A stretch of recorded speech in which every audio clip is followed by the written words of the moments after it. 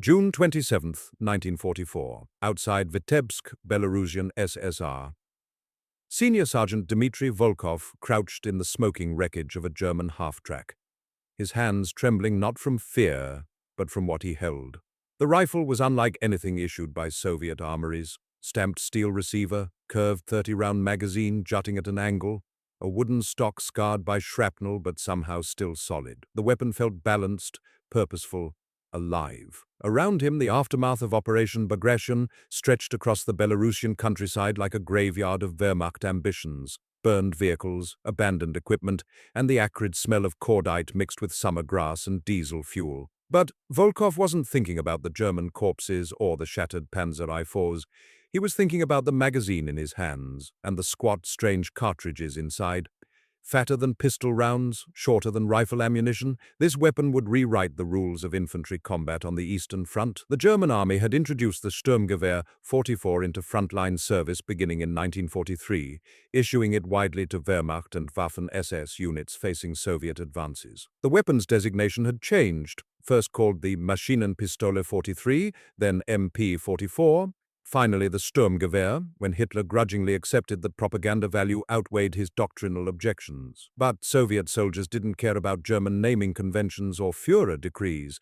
They cared that this rifle could do something their standard-issue weapons couldn't: deliver controllable automatic fire at ranges where submachine guns were useless and bolt-action rifles were too slow. The STG-44 fired the intermediate 7.92 by 33 mm Kurz cartridge, a shorter, lower recoil round specifically designed for the distances where infantry actually fought, not the theoretical 800-meter engagements of pre-war doctrine, but the brutal 200 to 400-meter firefights that defined the Eastern Front's reality. The weapon's cyclic rate sat around 500 to 600 rounds per minute, fast enough to suppress, slow enough to control. Its detachable curved steel magazines held 30 rounds, a dramatic contrast to the 5-round stripper clips of the Mosin Nagant or even the 71-round drums of the PPS-41 that Soviet troops carried. Volkov had been issued a PPS-41 submachine gun that morning, excellent weapon for close quarters, beloved by Soviet infantry for its high rate of fire and reliability. But when his platoon had tried to advance across open ground toward the German positions, the PPSH's effective range, maybe 150 meters on a good day, had left them pinned down by German rifle fire they couldn't return accurately. 3 men had died in that field. Now, holding this captured German rifle, Volkov understood what had killed them. The weight surprised him, roughly 5 to 6 kilograms unloaded, noticeably heavier than his PPH, but distributed differently, more balanced. He worked the charging handle, heard the satisfying mechanical click of the action cycling. The stamped metal receiver showed production shortcuts. No expensive machining, just bent and welded sheet steel. German factories were clearly struggling, yet the weapon felt solid, purposeful. He found 2 more loaded magazines in the half-track, stuffed them into his belt, and climbed out into the afternoon light. Before we go further, drop a comment below. Where are you watching from, and what time is it there? If you're enjoying this deep dive into forgotten history, hit that like button and subscribe. New videos every week exploring the weapons, tactics, and untold stories of World War II. Across the shattered German defensive line, thousands of Soviet soldiers were making the same discovery. Operation Bagration, launched on June 23, 1944, had torn through German Army Group Center like a hammer through glass. Within weeks, the Wehrmacht would lose over 400,000 men, and entire divisions would cease to exist. In their retreat, German units abandoned mountains of equipment, artillery pieces, vehicles, small arms, and most critically, ammunition. Truckloads of 7.92 by 33 Kurz cartridges in wooden crates marked with Wehrmacht eagles. Magazines, cleaning kits, spare barrels, everything an advancing Soviet army needed to turn captured weapons into combat tools. Red Army scavenging doctrine wasn't new. Soviet troops had been reusing captured German weapons since 1941 out of desperate necessity, when industrial evacuation left frontline units short of everything. But by 1944, something had shifted. Captured weapons were no longer stopgaps. They were tactical assets, especially when the weapon in question was demonstrably superior to standard Soviet issue for specific roles. The STG-44's select fire capability changed infantry tactics at the squad level. A single soldier could flip a selector switch and shift from careful semi-automatic aimed shots at distant targets to short controlled bursts to suppress an enemy position. Soviet troops, many of whom carried either pure bolt-action rifles or pure submachine guns, had to coordinate between different weapon systems to achieve that flexibility. One man with a German Sturmgewehr could do both jobs. That night, in a liberated village where Soviet infantry dug in for a few hours' rest, Volkov cleaned his captured rifle by lamplight. The hooded front sight and simple tangent rear sight were soldier-friendly, rugged, quick to align even with hands shaking from exhaustion or cold. The wooden furniture, stock and handguard, showed wear, oil stains, impact dents, scorch marks from muzzle flash. Someone had carved initials into the stock. H.M. Smolensk, a German soldier now dead or captured, or fled, who had carried this weapon through previous battles. Volkov wondered what H.M. had thought when he'd fired this rifle. Had he felt the same sense of advantage Volkov now felt? Around him, other soldiers examined captured weapons. A corporal had found an MG-42 machine gun, its barrel still hot. A lieutenant sorted through German stick grenades, comparing them to Soviet F-1 fragmentation grenades. But the most coveted items were the STG-44s and their loaded magazines. Men traded cigarettes, bread rations, even pieces of German chocolate for an extra magazine, or a box of Kurtz ammunition. A micro-economy of captured weapons. By morning, Volkov's company commander, a captain who'd fought from Stalingrad forward, made a practical decision. Any man who wanted to carry a captured German automatic could do so, provided he could feed it. The quartermaster recorded 8 STG-44s in the company's informal inventory, alongside ammunition counts. Not standard procedure, but effective. The Red Army had learned to be pragmatic. As dawn broke over the Belarusian countryside, Volkov test-fired his STG-44 at a burned-out German truck 200 meters distant. Semi-automatic, careful trigger pulls, the rifle barking with a lower-pitched crack than his PPSH. Heavier, meatier. Each shot punched holes through the truck's thin metal. Then full auto, a short burst, 5 rounds maybe, the rifle rising slightly but staying on target, controllable. The recoil felt different, not the wild climb of a submachine gun, but a steady push. For the first time in 3 years of war, Volkov felt he had reach. But questions lingered in the summer air, along with cordite smoke.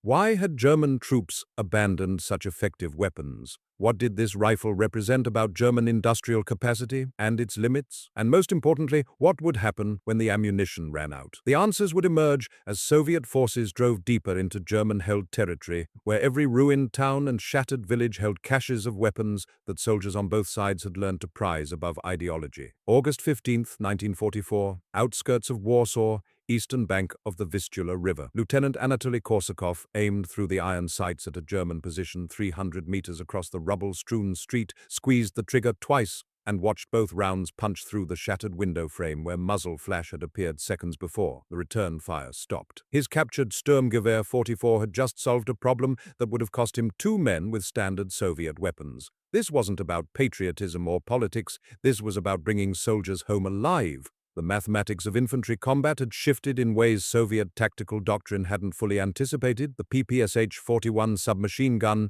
carried by millions of Red Army soldiers, fired the 7.62 by 25 mm Tokarev pistol. Cartridge at a blistering rate. Excellent for trench raids, street fighting, and close-quarters shock assault. But beyond 150 meters, maybe 200 on a calm day, the lightweight pistol bullet lost energy rapidly. Aimed fire at 300 meters was essentially prayer. The Mosin Nagant bolt-action rifle fired the full-power 7.62 by 54 mm cartridge, a round capable of dropping a man at 800 meters or punching through light cover at any practical range. But working the bolt between shots was slow, especially under fire, and the heavy recoil made rapid follow-up shots difficult. A skilled rifleman could manage maybe 15 aimed rounds per minute. In a firefight measured in seconds, that was an eternity. The STG-44 occupied the ground between these extremes. Its intermediate 7.92 by 33 mm Kurtz cartridge delivered effective aimed fire out to 300, sometimes 400 meters for point targets. Soviet troops reported the ballistic trajectory was flatter than their weapons at medium ranges, something Soviet small arms inspectors later confirmed in formal technical reports submitted to armament bureaus between 1944 and 46. The intermediate cartridge concept was tactically significant, they wrote in dry military language. What they meant was, this changes everything. Korsakov had captured his STG-44 outside Minsk in early July. He'd been a senior sergeant then, promoted to lieutenant after his company commander had been killed by artillery. The rifle had belonged to a Waffen-SS trooper from the 5th SS Panzer Division, identified by the shoulder board still attached to the corpse. The weapon showed hard use. The wooden stock was dinged and oil-stained, the metal receiver had surface rust in spots, but the action was clean, and the barrel showed minimal wear when Korsakov inspected it by flashlight that night. More importantly, he'd found 6 loaded magazines and a canvas bag containing 200 rounds of loose Kurtz ammunition. For 3 weeks, that ammunition supply had made him the most effective soldier in his platoon. While others sprayed submachine gun fire at distant targets or worked their bolt-action rifles frantically, Korsakov delivered controlled semi-automatic fire that actually hit. In firefights, that meant suppression that worked, covering fire that let his men move, and the ability to engage targets his comrades couldn't touch. Then the ammunition ran out. The STG-44's Achilles heel wasn't the weapon itself, it was logistics.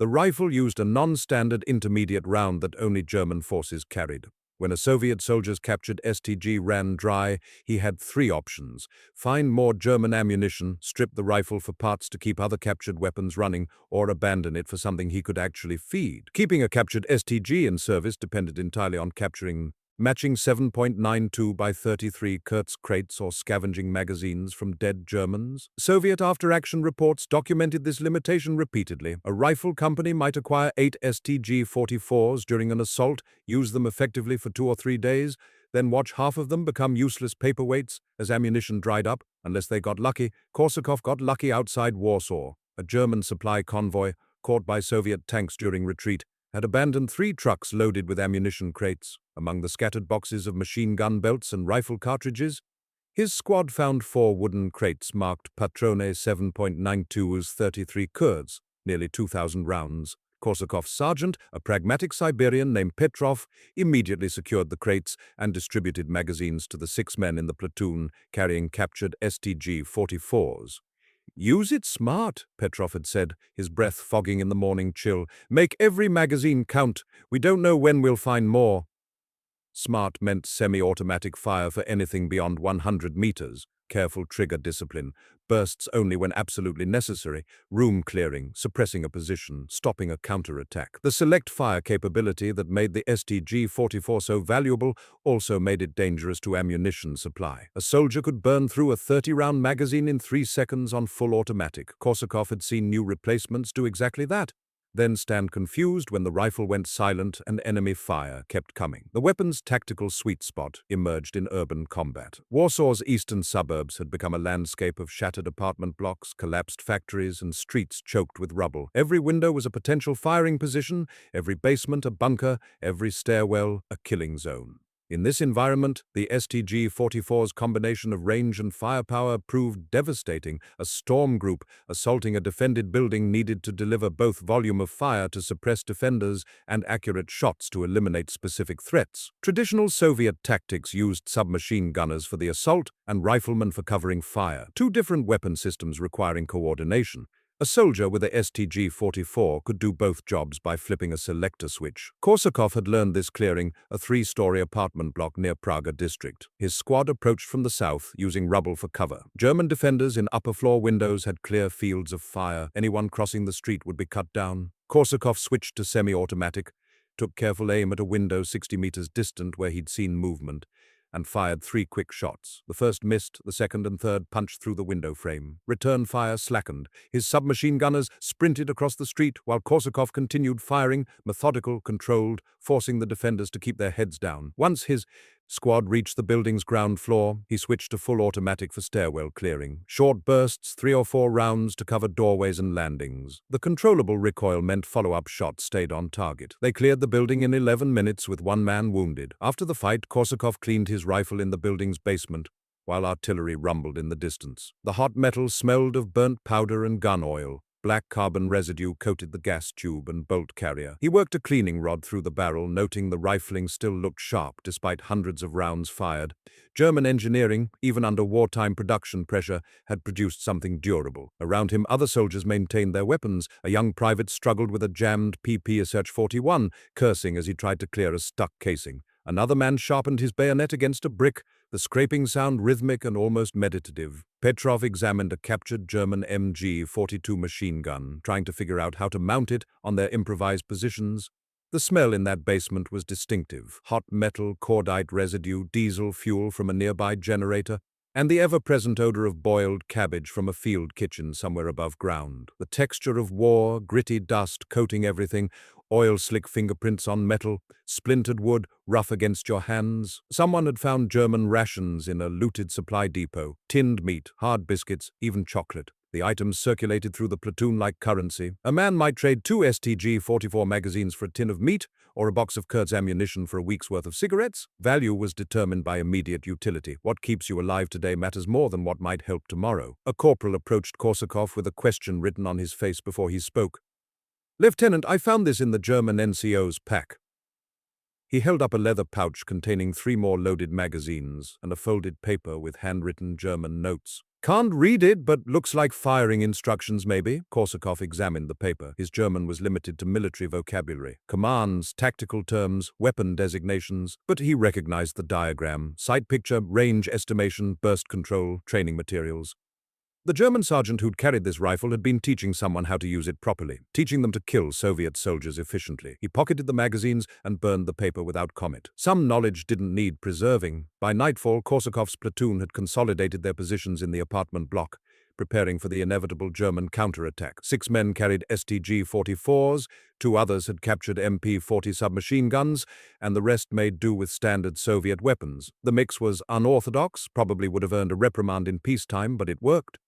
The counterattack came at 0300 hours, shadowy figures moving through rubble, trying to retake the building before dawn. Korsakov's STG-44 barked in the darkness, muzzle flash illuminating fractured walls and dust hanging in the air, semi-automatic fire, carefully aimed at movement and shadows. Behind him, submachine guns chattered, sending walls of pistol-caliber rounds into the darkness. The Germans withdrew after 20 minutes. In the silence that followed, Korsakov ejected his magazine, 12 rounds remaining, and inserted a fresh one. His hands moved automatically, muscle memory built over 3 years of war. The rifle's charging handle had a particular feel, different from Soviet weapons. The magazine locked with a solid click. Everything about the STG-44 spoke of purposeful design. But questions gnawed at him as he watched the sky lighten toward dawn. How many of these rifles had Germany produced? Why had they issued them so late in the war? And what did it mean that Soviet troops now depended on captured enemy weapons to match enemy firepower? The answers would emerge not from tactical reports or intelligence briefings, but from the weapons themselves, and from the German soldiers who'd learned to fear what they'd created. January 9th, 1945, frozen forest outside Königsberg, East Prussia. Private First Class Yevgeny Marchenko scraped ice from the STG-44's receiver with a rag that had once been part of a German uniform, his breath crystallizing in air cold enough to crack steel. Negative 32 degrees Celsius, the kind of cold that made metal burn bare skin, that turned gun oil into sludge, that killed careless men in their sleep. Around him, birch trees stood skeletal against gray sky, branches cracking under ice weight with sounds like distant rifle shots. His captured rifle had to work, because today his life would depend on it. The Eastern Front's winter revealed truths about weapons that summer combat concealed, complex mechanisms froze, tight tolerances jammed with ice crystals. Carefully engineered precision became a liability when temperatures dropped 40 degrees below zero. Soviet troops had learned these lessons brutally during the winter of 1941, when PPSH-41 submachine guns froze solid and rifle bolts wouldn't cycle. Yet the STG-44, despite its stamped metal construction and German over-engineering reputation, proved surprisingly resilient in conditions that destroyed more sophisticated weapons. Marchenko had acquired his rifle in December from a dead Waffen-SS trooper near the East Prussian border. The man had been from the Grossdeutschland division, identified by insignia still visible on his frozen corpse. The rifle showed hard service, deep scratches in the receiver, a cracked wooden stock repaired with wire wrapping and carved into the wood. Initials FK and a date, July 1944. 7 months of combat use before changing hands. The weapon had been issued to replace horses and hope. By 1944, Germany faced catastrophic manpower shortages on the Eastern Front. Each Wehrmacht division that had marched into Russia in 1941 at full strength, 17,000 men, now fielded perhaps 8,000 or 9,000 effective combatants if lucky. Ammunition, fuel, and replacement troops arrived sporadically. The logistics that had sustained blitzkrieg in France had collapsed under the vast distances and brutal attrition of the East. German military planners needed a force multiplier, some way to make fewer soldiers more effective. The answer was the intermediate-cartridge assault rifle concept that Hitler himself had initially opposed on doctrinal grounds, calling it a waste of resources better spent on proven weapons. But frontline reality eventually overruled Führer ideology. The STG-44 traced its lineage to experimental programs dating to the late 1930s. Designers, including Hugo Schmeisser at C.G. Hennel, had explored the idea of a selective fire rifle using a reduced-power cartridge suitable for typical infantry engagement ranges. The concept was simple. Most infantry firefights occurred at 200 to 400 meters, not the 800 meters that full-power rifle cartridges were designed for. Why not create a cartridge optimized for actual combat distances? The result was the 7.92 by 33 mm Kurz short round, lighter than full rifle ammunition, allowing soldiers to carry more, lower recoil, permitting controllable automatic fire, sufficient power to be lethal at practical ranges. The rifle built around this cartridge became the Maschinenpistole 43, later redesignated Sturmgewehr 44, when Hitler finally authorized mass production in 1944. Too little, too late. German factories produced roughly 425,000 STG-44s between 1943 and war's end. Impressive for a new weapon system, but nowhere near enough to re-equip the Wehrmacht's millions of soldiers. Production was dispersed across multiple facilities as Allied bombing intensified, creating supply bottlenecks and quality control issues. The stamped metal receiver that made mass production possible also meant visible welds, rough edges, and the occasional lemon that left the factory. But the rifles that worked, and most did, were devastating. Marchenko's rifle had worked flawlessly through 5 weeks of winter combat. He'd learned its quirks. The selector switch was stiff when cold, requiring firm pressure. The magazine seated more reliably if inserted at a slight angle. The gas system could accumulate carbon buildup after 300 rounds, requiring field stripping and cleaning. But these were manageable issues, especially compared to watching a PPSH-41 freeze solid mid-firefight. The key was keeping ice out of the action and using appropriate lubricant, or no lubricant at all in extreme cold. Marchenko had learned from a captured German maintenance manual, translated by a company clerk who'd studied German before the war, that the Wehrmacht issued a special Arctic-grade gun oil. Soviet troops rarely had access to such luxuries. Instead, they improvised, cleaning the weapon completely dry, storing it inside their coats when possible, or using minimal amounts of diesel fuel as emergency lubricant, clearing snow with a rag and firing, as soldiers described it in letters home. Around Marchenko, his squad prepared for the day's assault on German positions dug into the frozen earth. His sergeant, Viktor Sokolov, carried a PPSH-41 wrapped in a blanket to keep it from freezing. 2 men had Mosin Nagant rifles, reliable but slow. 3 others carried captured German weapons, 1 STG-44 besides Marchenko's, and 1 MP-40 submachine gun. The mix was tactical necessity, not preference, but it worked because Soviet commanders had learned to tolerate local weapon choices if they produced results. Several divisional orders from late 1944 explicitly allowed reissue of captured German automatics when ammunition could be sustained. The Red Army had become pragmatic about survival. There was something else, though, something Soviet political officers didn't officially acknowledge, but every frontline soldier understood. Carrying a captured German automatic brought luck. The superstition had spread through Soviet rifle companies like a virus, a weapon that had already worked for the enemy, that had survived previous battles, that had been wrestled from a dead German's hands. Such a weapon carried power beyond its mechanical function. Men who carried captured STG-44s drew envious glances from comrades. Soldiers traded valuable items, cigarettes, rations, even family photographs, for a chance to fire one. Marchenko had seen a corporal offer a week's worth of bread rations for 3 loaded STG magazines. The trade was accepted instantly. The cultural belief was irrational but persistent. In a war where randomness killed efficiently and survival seemed based on invisible forces beyond mortal control, soldiers grasped at any talisman that might shift odds in their favor. A German rifle that had failed to save its previous owner might protect a Soviet soldier. The weapon's effectiveness provided just enough rational basis for the superstition to flourish. 5 minutes, Sokolov called out, his voice muffled by the scarf wrapped around his face. Check your weapons. Stay low during the crossing. The Germans have that tree line zeroed. Marchenko performed his final checks with hands clumsy from cold, despite worn gloves. Magazine seated, 30 rounds of 7.92 by 33 Kurz ammunition captured from a supply truck 2 days prior. Selector switch on semi-automatic, chamber empty. He'd load around when they moved out. The hooded front sight was clear of ice. Everything ready. He thought about FK, the German soldier who'd carved initials into the stock in July. Had FK performed these same checks before his final battle? Had he trusted this rifle the way Marchenko now trusted it? Had FK felt the same cold fear before stepping into gunfire? The humanity of the enemy was an uncomfortable thought. Then the whistle blew, and thinking stopped. Marchenko surged forward with his squad, boots slipping on ice-crusted snow, running in the peculiar crouched shuffle of men under fire. German machine gun fire opened up from the tree line, the distinctive rapid-fire chatter of an MG-42 1,200 rounds per minute, a sound Soviet soldiers called Hitler's zipper. Bullets cracked through frozen air, kicking up snow geysers. 200 meters. Marchenko threw himself behind a fallen log, charged his rifle with frozen fingers, flipped the selector to full automatic. A German position ahead, sandbags and logs, muzzle flash visible.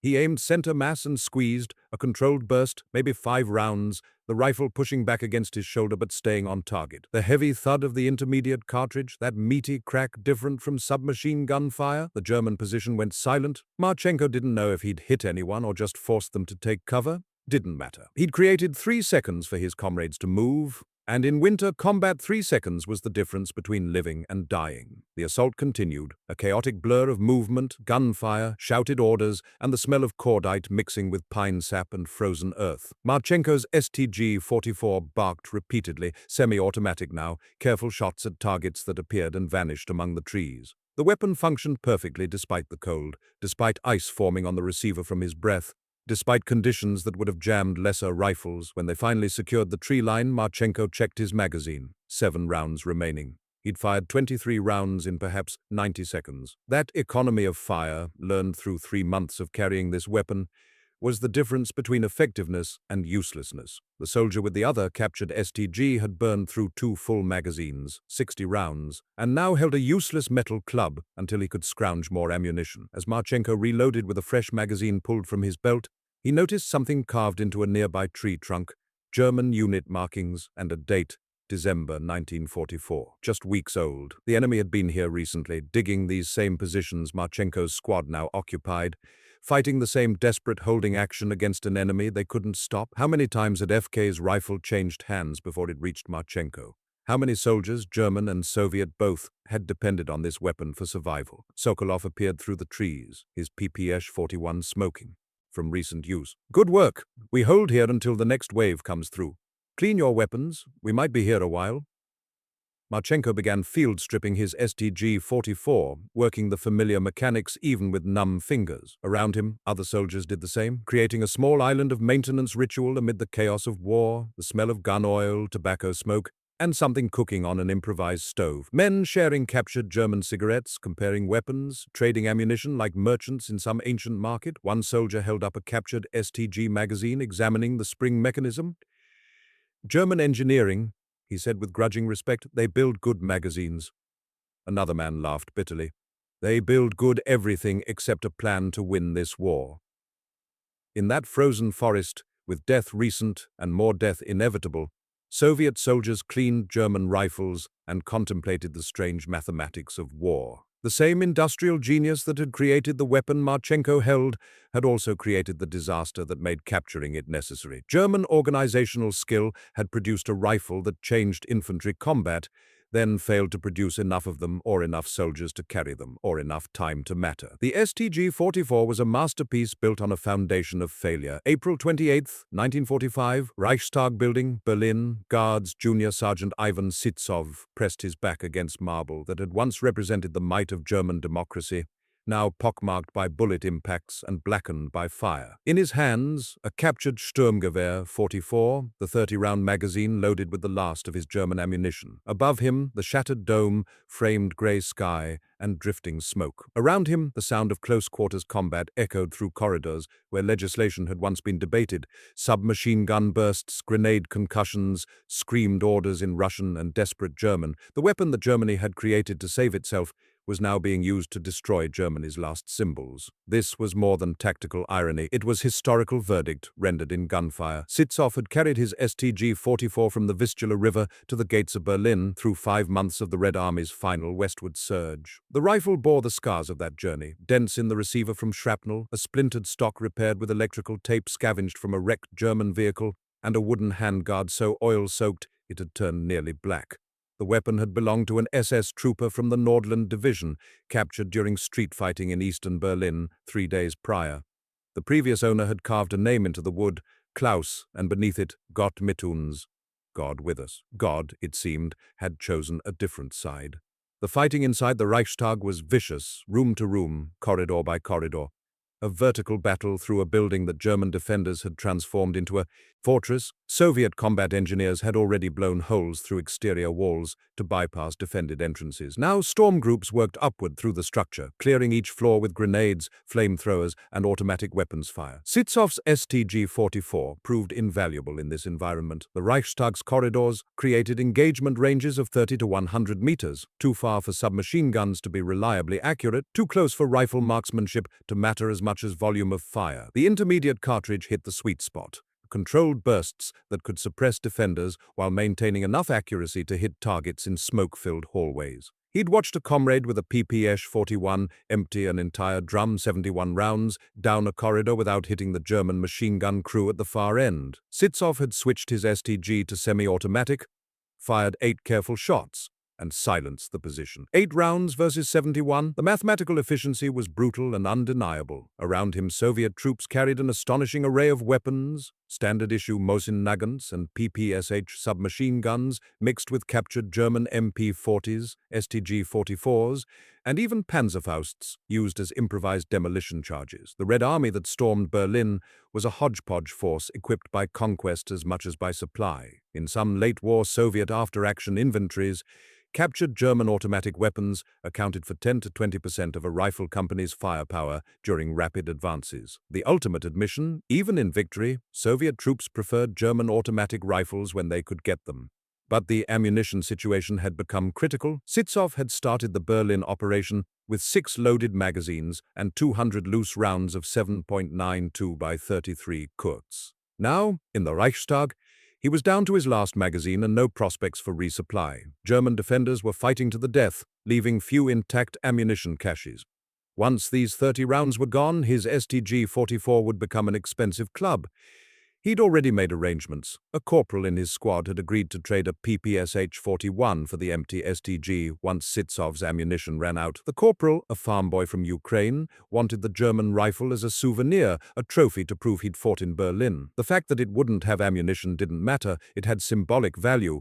That transaction, repeated thousands of times across Berlin, represented something profound, the end of the STG-44's operational relevance and the beginning of its historical importance. The weapon Germany had created too late to change the war's outcome would nevertheless change warfare itself. In bunkers beneath Soviet military headquarters, captured STG-44s were already being examined by technical experts. Senior armament officers from the main artillery directorate catalogued the rifles, tested them, measured ballistics, and wrote detailed reports describing the intermediate cartridge concept as tactically significant. Soviet weapons designers, including a young sergeant named Mikhail Kalashnikov, recovering from wounds in a hospital while sketching automatic rifle designs, studied the German approach. The lesson wasn't to copy the STG-44 directly. Soviet engineers noted its complexity, its relatively high production cost compared to submachine guns, its dependence on ammunition types that required new factory tooling. But the core concept, an intermediate cartridge firing from a selective fire rifle, that idea was gold. By 1947, Soviet arsenals would produce the first AK-47 prototypes. The Kalashnikov rifle used a different operating system, simpler construction, and a new 7.62 by 39 mm cartridge. But the tactical concept was pure STG-44. Intermediate power, controllable automatic fire, effective at typical infantry ranges. The rifle that would become the most produced firearm in human history traced its conceptual DNA to the weapon Sitsov now held in the ruins of the Reichstag. Germany had lost the war but won the argument about infantry weapon design. As fighting continued through the afternoon, Sitsov's ammunition dwindled. He fired his last burst at a German position on an upper floor, 3 rounds, carefully controlled, aimed through smoke and plaster dust. The rifle went silent. He ejected the empty magazine, pocketed it out of habit, and slung the useless STG-44 across his back. The corporal appeared with the promised PPSH-41, and they made the trade without words. The corporal hefted the STG-44, grinning despite the exhaustion etched into his face. "I'm going to take this home, show my children, tell them their father carried a German rifle into the Reichstag." Sitsov nodded.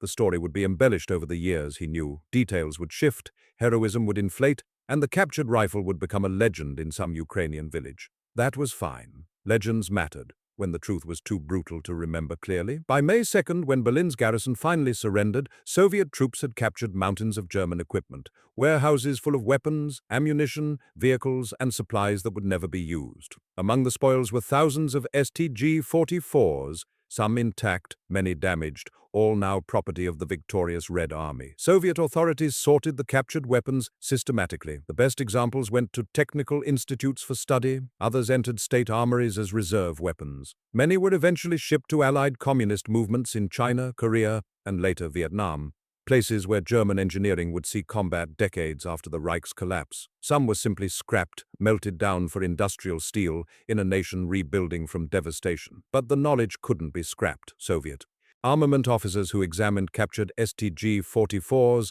wrote reports that influenced an entire generation of weapon design. They noted the rifle's effective range, its controllable recoil, its practical magazine capacity. They measured cyclic rates, tested reliability under various conditions, and calculated the logistical advantages of intermediate cartridges. Soldiers could carry more ammunition at lighter weight compared to full-power rifle rounds. One technical report, discovered in Soviet military archives decades later, included a telling assessment. The German intermediate cartridge approach solves infantry weapon problems we have struggled with since 1939. The concept deserves immediate development for Red Army use. That recommendation would shape Cold War small arms development globally. The STG-44's influence extended beyond Soviet design bureaus. American weapons observers in occupied Germany examined captured examples, wrote their own reports, and filed them away. The concept would resurface years later in American military doctrine, though it would take another war, Vietnam, before the U.S. Army fully embraced selective fire intermediate cartridge rifles with the M16. By then, Kalashnikov rifles had already spread across the world, carried by armies and insurgents alike. The conceptual child of the STG-44 had eclipsed its parent in production, distribution, and historical impact. Estimates suggest 100 million AK pattern rifles have been produced globally, a number that dwarfs the STG-44's 425,000 by several orders of magnitude.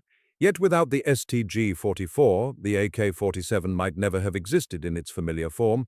In the decades after the war, surviving German POWs who had carried STG-44s sometimes discussed the weapon's strange legacy. Hans Kroll, former Wehrmacht soldier held at Camp Shelby, later German ambassador to the United States, wrote in his memoirs, "We created a rifle that changed infantry combat, then lost the war before it could save us." The Soviets learned from our innovation and built an empire on that knowledge. History's ironies are never subtle. Soviet veterans who had used captured STG-44s remembered the weapon with complicated respect. In reunions held in the 1980s and 90s, elderly men who'd fought from Stalingrad to Berlin would compare memories of weapons they'd carried. The captured German rifles occupied a special category, neither fully Soviet nor entirely enemy, practical tools divorced from ideology by the simple mathematics of survival. One veteran, speaking at an oral history project in 1993, summarized the experience. "I carried a German rifle for 6 months. It saved my life many times. When people ask if I felt conflicted using an enemy weapon, I tell them this: war makes philosophers of nobody.